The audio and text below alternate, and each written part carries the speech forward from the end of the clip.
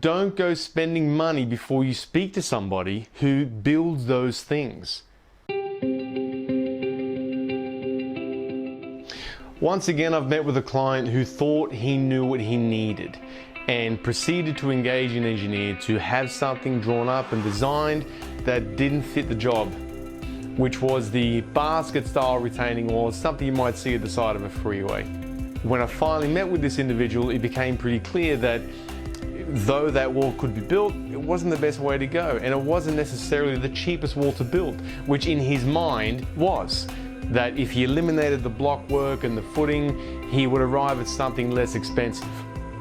But after going through his particular situation and looking at the engineering detail that was provided, the engineer actually did have an allowance for a concrete footing because this particular situation was a little bit precarious. It was a reasonably big retaining wall, but the entire scope of works meant that from the front of the property to the back, the entire site was on a big slope.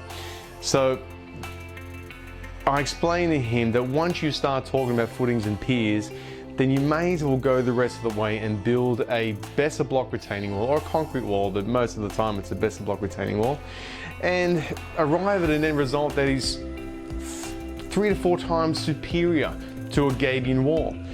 Now what has happened here is that this particular client has to go back to an engineer and have a modification done, and which is maybe free or it might not be.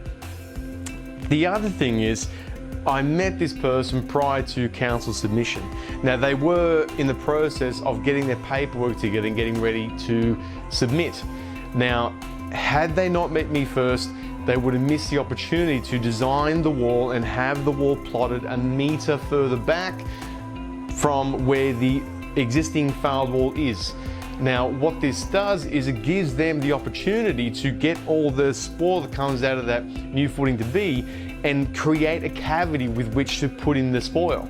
Now, you would do this because tit fees today are not cheap. They can be really, really dear.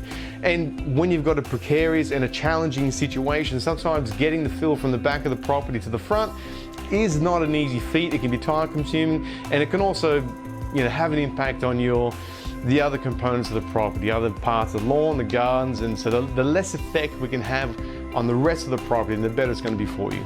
So moving this wall back was beneficial for more than one reason.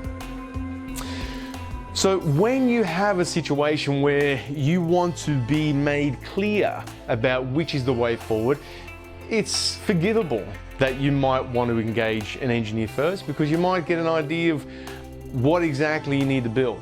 But when you tell that engineer what you want to design, most of the time they're going to design that.